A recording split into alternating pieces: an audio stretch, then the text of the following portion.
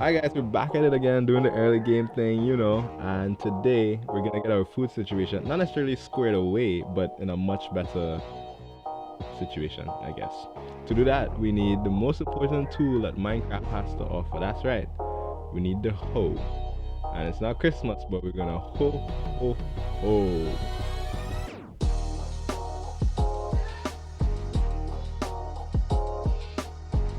It's your boy Lex Messiah, and this is the Genesis series in Survival Minecraft.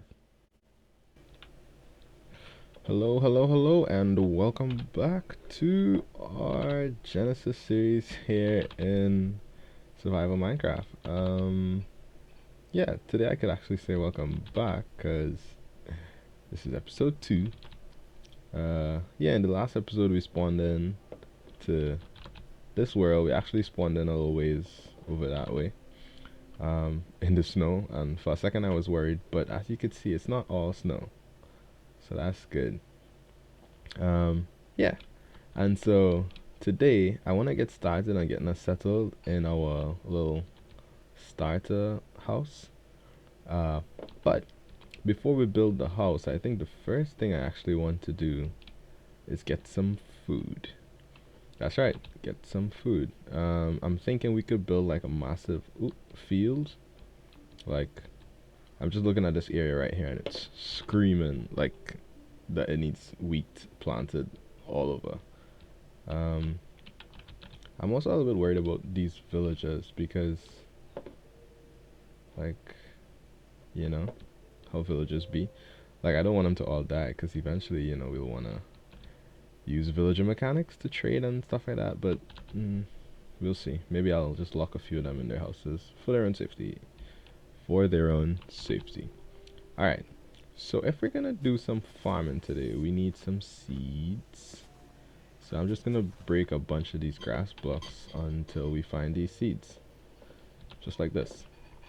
So yeah, once we break blocks, like so, sometimes seeds will pop up. So, just let me do that, I guess. Alright, so it looks like the sun is starting to set. We have 16 seeds on us. And actually, what I want to do right now... Oh yeah, we left our furnace in that little cave somewhere over there. We'll have to go get that at some point. Not right now, though. We'll just build another one. And so, you remember the recipe? Just stone all the way around. Like so. Ba-bam. Plop that down. And I want to smelt this iron actually. And I guess we're camping out under the stars tonight, boys. Also, I decided to like put the Minecraft music on. You could hear it. Maybe you like it, maybe you don't. You could let me know. I'm just trying it. So as soon as that pops off, I want to put this pork chop in there just to utilize all the fuel. Nice. So with this iron, usually what people build in Minecraft when they get their first bit of iron is an iron pickaxe, because there's certain uh, resources that you can't pick up with stone. You have to use iron. Even if you had copper tools, you wouldn't be able to pick them up. You have to use iron, like I said. But I think for our purposes, a bucket is actually the move, because with this bucket, oh, we could grab water like so. Boom. And now we have a bucket of water. And the reason why this is important is because crops need water to grow. And so with this water, we could place it wherever we want. And that will allow us to like put our farm, just have a little bit more control over where we put our farm. The other thing I'm thinking is, yeah, these animals, they're gonna like trample our crops unless, okay, let's go cut some trees down and actually let's make some copper tools first. Yeah, that's a smart move. So it's actually really interesting that today is the day that we get started on, getting food in our new world, because today in the real world is actually the day that we start fasting. So um, there's a team of us here in Japan, missionaries, Um, and there's different things we do as a team. Like sometimes we have dinner together, sometimes we have Christmas stuff or New Year's stuff, or we have church every Saturday evening and different stuff like that. But there's also like spiritual things we do together, like we meet for discipleship, we have team meetings, teaching times, and we fast.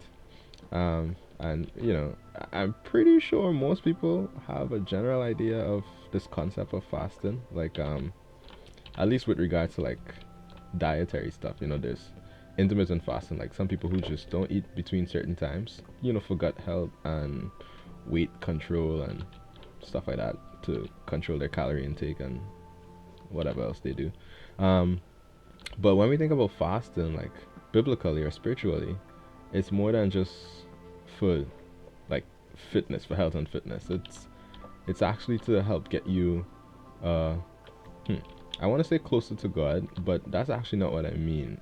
What it does is it helps to take away distractions, right? So like food sometimes could be a distraction. Um Not a distraction like in the sense of we shouldn't eat at all. We definitely should eat.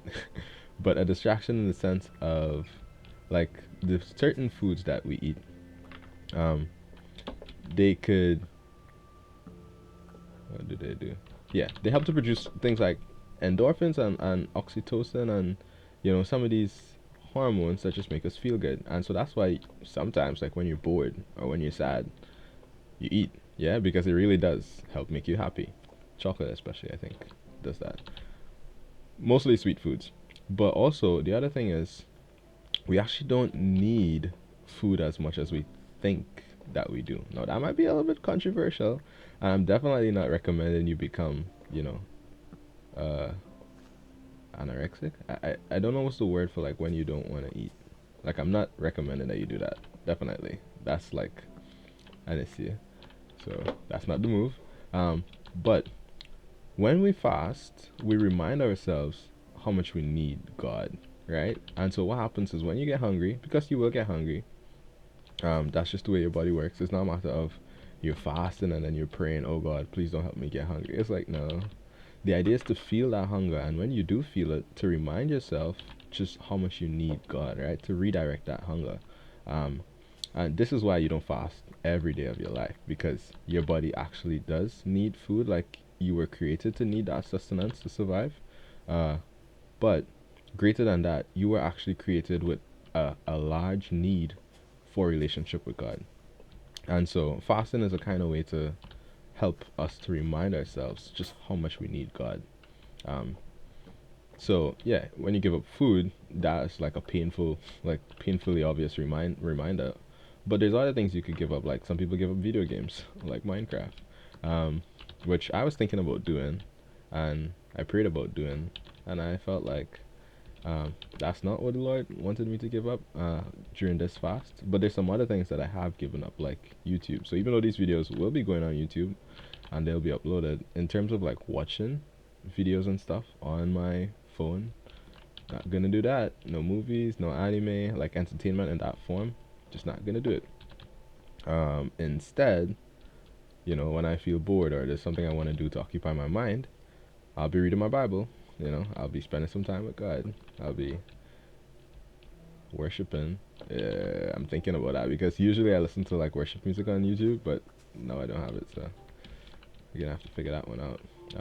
It's gonna be a little bit tough. Like, let's say for example on Saturdays, because we're still gonna have church. Let's say we want to do a new song that I've never heard before. It's like, well, how am I gonna listen to it? I don't know. I guess I'll figure it out. Um, like the idea is not to like restrict yourself and like be masochistic with it. The idea is to limit your intake of some of these things that we sometimes think is necessary, but we actually don't need, to strip away some of the extra stuff, to create more room in your mind to focus on what God might be saying to you, to drown out some of the noise and just give yourself more room to experience clarity. And yeah, like I said initially, which I kind of took back, but at the core of it, to draw you closer to God. So that's what I meant when I said draw you closer to God. All right, cool. So I think we have enough wood now. Um, I want to make a bunch of fences, right? So that we could like fence out a portion of this field, which will stop these animals from trampling our crops. Which, when you trample crops, it stops them from growing. It like uproots them. So, oh, so this is 32. Ooh, a stack and a half of fences. I think that should be enough. I don't know about you. Alright, so it just literally just started raining, and the reason why I am making a big deal about that is in Minecraft, rain actually helps crops to grow. I guess kind of like it would in real life. Like it waters the crops, you know. So I'm thinking we should like plant a little bit of this. So let's see.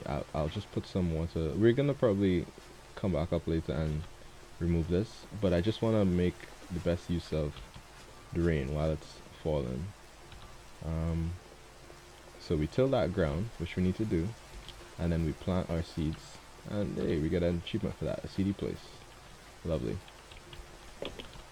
And water spreads 4 blocks out, so 1, 2, 3, 4. So it would spread all the way there, so we're good to plant all the way there. I hope no animals come trample these while we're still working on building our fences. They probably will. I'm looking at that sheep over there, but I hope they don't. The sun is also setting. So this is a bit of a dilemma, because if I sleep, it's gonna stop the rain. But if I don't sleep, you know, hostile mobs will start spawning in, and I just don't think our villagers will make it. So I think, even though we were gonna utilize the rain, I think we're gonna sleep it away. So you'll see when we wake up, the rain is gonna fall for like a few more seconds, and then it's gone. Oh well.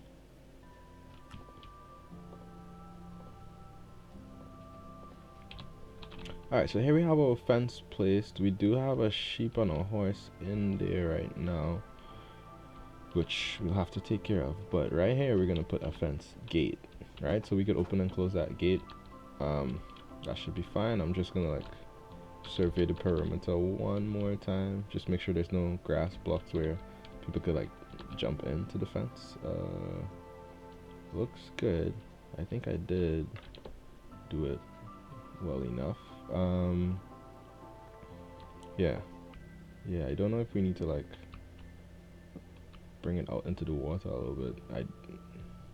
I don't want animals to just walk around the edge of it and come inside, but we might have to just be prepared for that. Now, in terms of getting that sheep and that horse out of here, for the sheep, I know that we could just do that. For the horse, I'm actually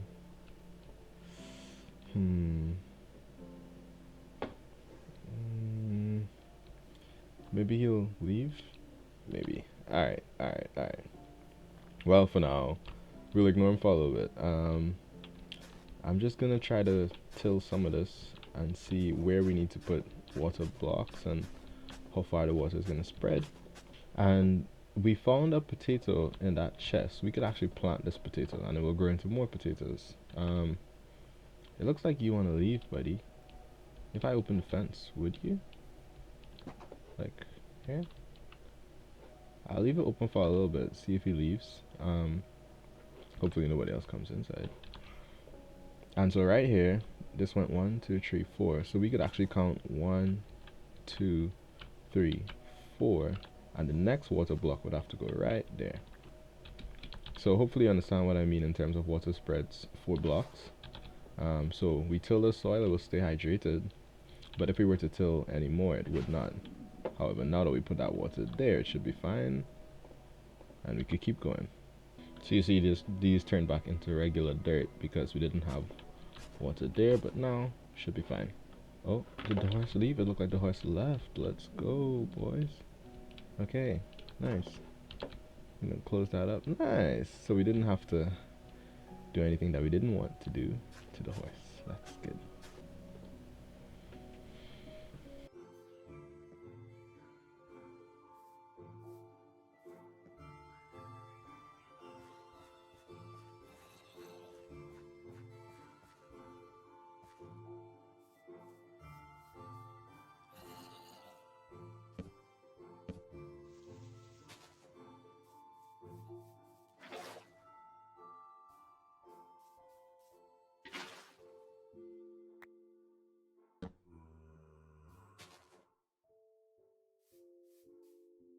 So on this side of the farm, I think we could actually plant some sugarcane, which we picked up. We have 4 pieces right now. Now the thing about sugarcane is it actually needs to be right next to a body of water. So you see like how we have water right there? We could plant sugarcane along the edges. But if we wanted to put it like more sugarcane in the field, well, we would have to put it in a grid pattern where these blocks would have to be water as well. So while we let those grow, I could go ahead and like dig these out and start putting water in. So we'll go like in a grid all the way, yeah, all the way down this way.